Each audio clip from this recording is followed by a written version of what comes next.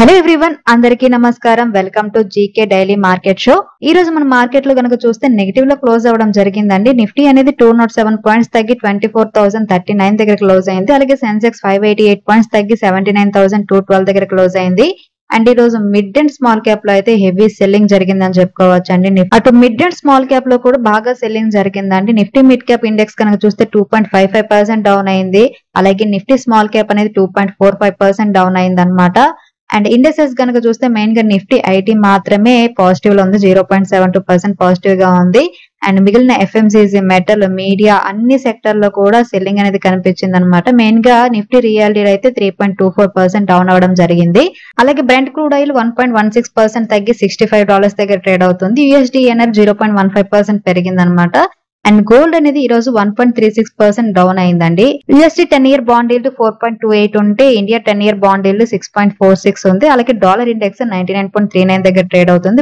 ఈ రోజు dollar index అనేది 0.22% పెరగడం జరిగింది. ఈ రోజు మార్కెట్ లో నెగిటివ్ లో క్లోజ్ అవడానికి మెయిన్ రీజన్స్ కనుక చూస్తే భారత్ పాకిస్తాన్ మధ్య టెన్షన్స్ అని చెప్పొచ్చండి. One of the main reason అనమాట. ఏదైతే కాశ్మీర్ లో అటాక్ జరిగిందో దానికి సంబంధించి ఇండియన్ గవర్నమెంట్ పాకిస్తాన్ తో డిప్లొమాటిక్ రిలేషన్స్ అయితే తగ్గించింది.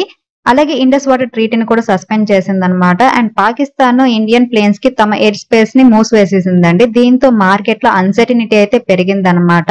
అండ్ అనదర్ రీజన్ ఏంటంటే లాస్ట్ 7 days లో కనుక మనం చూస్తే సెన్సెక్స్ అండ్ నిఫ్టీ అనేది సుమారు 8% పెరిగాయండి. సో దీంతో ఇన్వెస్టర్స్ ప్రాఫిట్ బుకింగ్ కూడా చేసుకున్నారు. వాలిటాలిటీ ఇండెక్స్ అంటే ఇండియా విక్స్ అనేది పెరిగిందండి. ఆల్మోస్ట్ 6% ఇండియా విక్స్ అనేది పెరిగింది. ఇది మార్కెట్ లో ఫియర్ అయితే ఇండికేట్ చేస్తుంది. సో ఇవి మెయిన్ రీజన్స్ ఈ రోజు మన మార్కెట్ పడిపోవడానికి.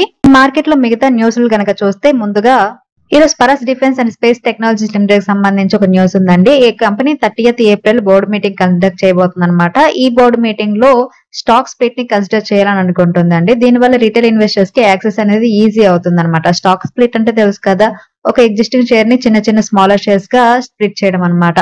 ఇది రిటైల్ ఇన్వెస్టర్ కి ఒక పాజిటివ్ డెవలప్మెంట్ అండి. స్టాక్ స్ప్లిట్ వల్ల ఏంటంటే లిక్విడిటీ అనేది పెరిగే అవకాశం ఉంటుంది. పరస్ డిఫెన్స్ స్టాక్ అనేది ఆల్రెడీ స్ట్రాంగ్ ర్యాలీ చూపిస్తుంది. సో ఈ అనౌన్స్మెంట్ తర్వాత మార్కెట్ లో ట్రేడింగ్ ఇంట్రెస్ట్ అనేది పెరిగే అవకాశం ఉందన్నమాట. అండ్ ఇంకొక న్యూస్ ఏంటంటే నిన్న లారెస్ ల్యాబ్స్ అనేది సూపర్ రిజల్ట్స్ అయితే అనౌన్స్ చేసిందండి. దానికి సంబంధించి ఈ రోజు కాన్కల్ కి సంబంధించి కొంత ఇన్ఫర్మేషన్ అయితే వచ్చిందనమాట. లారెస్ ల్యాబ్స్ మేనేజ్మెంట్ కాన్కల్ లో చాలా పాజిటివ్ అండ్ కాన్ఫిడెంట్ సిగ్నల్స్ అయితే ఇచ్చిందండి. ఫైనాన్షియల్ 2026 ని ఒక గ్రోత్ ఇయర్ గా చూసే అవకాశం ఉందని చెప్పారనమాట. అండ్ గైడ్ లైన్స్ హైలైట్స్ కనుక చూస్తే టాప్ లైన్ గ్రోత్ కంటిన్యూ అవుతుంది. అలాగే ఎబిటా మార్జిన్స్ కూడా ఇంకాస్త ఇంప్రూవ్ అవుతాయని ఎక్స్పెక్ట్ చేస్తున్నారు. అలాగే సిడిఎం అంటే contract development and manufacturing business కూడా స్ట్రాంగ్ అవుతుంది. అలాగే కీ మాలిక్యూల్ కోసం డిస్కషన్స్ లో ఉన్నారని చెప్పారనమాట. అలాగే యుఎస్ ఎయిడ్ ఫండింగ్ మీద కూడా ఎలాంటి ఇబ్బంది లేదు. ఇప్పటి వరకు ఏఆర్వి అంటే యాంటీ రెట్రోవైరల్ బిజినెస్ కి నెగిటివ్ ఇంపాక్ట్ అయితే లేదు. అండ్ ఫైనాన్షియల్ 2026 లో ఇది స్టేబుల్ గా ఉండొచ్చు అని చెప్పారండి. సో ఓవరాల్ గా కనుక చూస్తే బిగ్గెస్ట్ ఓవర్ హ్యాంగ్ లిఫ్టెడ్ అంటే ఇన్వెస్టర్స్ కి డౌట్ ఉన్న కీ ఇష్యూస్ క్లియర్ అయిపోయి, అలాగే మేనేజ్మెంట్ టోన్ అనేది చాలా స్ట్రాంగ్ గా ఉంది. ఇది స్టాక్ కి పాజిటివ్ సెంటిమెంట్ యాడ్ చేస్తుంది. అలాగే ఓవరాల్ గా ఫైనాన్షియల్ 2026 లో లారెస్ ల్యాబ్స్ కి better performance and steady growth అనేది ఇండికేట్ చేస్తుంది. And Titagarh rail systems and BHEL కి సంబంధించి ఒక న్యూస్ ఉందండి. టిటాగర్ రైల్ సిస్టమ్ అలాగే బిహెచ్ఎల్ కలిసి వందే భారత్ స్లీపర్ ట్రైన్ కి సంబంధించి ఒక ప్రముఖ ప్రొడక్షన్ లైన్ అయితే స్టార్ట్ చేశాయన్నమాట. ఇది ఉత్తరపార కోల్కతాలో ఏర్పాటు చేశారండి. ఈ కొత్త లైన్ ద్వారా వందే భారత్ స్లీపర్ వర్షన్స్ అంటే ఓవర్ నైట్ ట్రావెల్ కోసం అందుబాటులో ఉండే కోచ్లు లార్జ్ స్కేల్ లో తయారు చేయబోతున్నారు అనమాట. ఈ డెవలప్మెంట్ తో ఇండియన్ రైల్వేస్ కి టెక్నాలజికల్ అప్గ్రేడ్ అనేది వస్తుంది. స్లీపర్ వందే భారత్ కోచెస్ వల్ల లాంగ్ డిస్టెన్స్ ట్రావెలర్స్ కి లగ్జరీ అండ్ స్పీడ్ రెండు లభించనున్నాయి అనమాట. అండ్ టిటాగర్ అండ్ బిహెచ్ఎల్ కోసం ఇది ఒక హిస్టారిక్ కొలాబరేషన్ అనే చెప్పొచ్చు. ఒక చిన్న కంపెనీకి 2 పెద్ద ప్రాజెక్ట్స్ వచ్చాయండి. ఆ కంపెనీ ఏంటంటే పటేల్ ఇంజనీరింగ్ లిమిటెడ్ అనమాట. ఈ కంపెనీకి అర్బన్ ఇన్ఫ్రాస్ట్రక్చర్ నుండి ఒక ఆర్డర్, అలాగే హైడ్రో పవర్ సెక్టర్ నుంచి ఇంకొక ఆర్డర్ వచ్చింది. ఒకటి సిట్కో నుండి 1319 కోట్ల ఆర్డర్ అండి. ఇది అర్బన్ ఇన్ఫ్రా ప్రాజెక్ట్ అనమాట. మహారాష్ట్రలో అమలు చేయబడుతుంది. అలాగే నీప్కో నుండి 717 కోట్ల హైడ్రో పవర్ ఆర్డర్ వచ్చింది. నార్త్ ఈస్ట్ ఇండియాలో హైడ్రో పవర్ ప్రాజెక్ట్ డెవలప్మెంట్ కోసం ఈ ఆర్డర్ వచ్చింది అనమాట. టోటల్ ఆర్డర్ వాల్యూ అనేది 2037 crores అండి. ఇది పటేల్ ఇంజనీరింగ్ ఆర్డర్ బుక్ అయితే స్ట్రాంగ్ చేస్తుంది. అలాగే execution visibility and sectoral presence రెండు కూడా ఇంప్రూవ్ అవుతాయి. ఈ 2 ఆర్డర్ వల్ల పటేల్ ఇంజనీరింగ్ కి మ్యాసివ్ మూమెంటం అయితే రావచ్చండి. ఇన్ఫ్రా అండ్ ఎనర్జీ 2 సెక్టర్ లో కూడా బ్యాలెన్స్ ఉండడం వల్ల ఇది లాంగ్ టర్మ్ రెవెన్యూ గ్రోత్ కి సపోర్ట్ చేస్తుంది. అండ్ ఇంకొక న్యూస్ ఏంటంటే Indian railway finance corporation IRFC recently NTPC కంపెనీకి 5,000 crores టర్మ్ లోన్ ఇవ్వడానికి జరిగిన బిడ్డింగ్ లో లోయెస్ట్ బిడ్డర్ గా ఉందండి. ఈ విన్ ద్వారా IRFC కి ఒక మేజర్ లెండింగ్ ఆపర్చునిటీ అయితే వచ్చిందనమాట. ఇది కంపెనీకి కన్సిస్టెంట్ ఇన్కమ్ అలాగే బిజినెస్ స్కేల్ రెండింటినీ ప్రొవైడ్ చేస్తుంది. IRFC కి ఇది ఒక బిగ్ విన్ అనే చెప్పొచ్చండి. NTPC లాంటి ప్రెస్టీజియస్ PSU కి ఫండ్ ఇవ్వడం ద్వారా IRFC కి ట్రస్ట్ అండ్ క్రెడిబిలిటీ రెండు కూడా పెరుగుతాయి అనమాట. అండ్ లాంగ్ టర్మ్ లో ఇది ఒక ఎర్నింగ్ విజిబిలిటీ పెంచే మంచి డెవలప్మెంట్ అని చెప్పొచ్చు. It is one of the oldest brokerage firm Q4 results అయితే పోస్ట్ చేసిందండి. ఆ కంపెనీ ఏంటంటే మోతీలాల్ ఓస్వాల్ ఫైనాన్షియల్ సర్వీసెస్ అనమాట.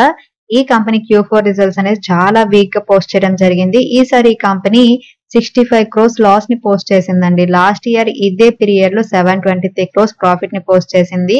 ఇంత లాస్ పోస్ట్ చేయడానికి మెయిన్ గా ఫెయిర్ వాల్యూ చేంజెస్ లో జరిగిన డౌన్ ఫాల్ అని కంపెనీ చెప్తుందండి. ఫెయిర్ వాల్యూ చేంజెస్ వలన మోతీలాల్ ఓస్వాల్ Q4 రిజల్ట్స్ అనేవి ఎస్టిమేషన్స్ ని మిస్ అయ్యాయి. ఇది షార్ట్ టర్మ్ లో స్టాక్ మీద అయితే నెగిటివ్ రియాక్షన్ చూపిస్తుంది. అండ్ ఫెయిర్ వాల్యూ అంటే లైక్ అసెట్స్, షేర్స్ కానీ మ్యూచువల్ ఫండ్స్ కానీ బాండ్స్ ఇప్పుడు మార్కెట్ లో ఉన్న యాక్చువల్ వాల్యూ అన్నమాట. సో ఎప్పుడైతే కంపెనీలు ఫైనాన్షియల్ ఇన్స్ట్రుమెంట్స్ లో ఇన్వెస్ట్ చేస్తారో వాటి వాల్యూ అనేది పెరగవచ్చు, తగ్గవచ్చు depending on market conditions. So current market prices తో మనం వాటిని రీవాల్యూయింగ్ చేసేటప్పుడు ఏంటంటే ప్రాఫిట్ ఆర్ లాస్ అనేది రావచ్చు. సో మార్కెట్ లో మోతీలాల్ ఓస్వాల్ ఇన్వెస్ట్ చేసిన వాల్యూ అనేది తగ్గిపోవడం వల్ల కంపెనీకి 430 crores లాస్ వచ్చిందని చూపించారండి. దీన్ని net fair value change loss అని అంటారనమాట. అండ్ ఇంకొక న్యూస్ ఏంటంటే ఇండియన్ గవర్నమెంట్ ఇప్పుడు న్యూక్లియర్ పవర్ ప్లాంట్స్ లో 49% వరకు కూడా FDI ని అలో చేయడానికి కన్సిడర్ చేస్తుందండి. ఈ డెవలప్మెంట్ వల్ల HCC Hindustan construction company and Walchand industries లాంటి కంపెనీస్ కి పాజిటివ్ ఇంపాక్ట్ ఉండే అవకాశం ఉంది.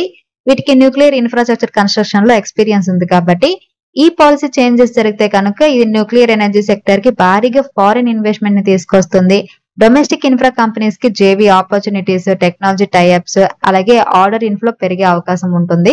ఇది ఈ రోజు వీడియో అండి. ఈ వీడియో కేవలం ఎడ్యుకేషన్ ఇన్ఫర్మేషన్ పర్పస్ మాత్రమే చేసింది. Thank you for watching. Have a good day.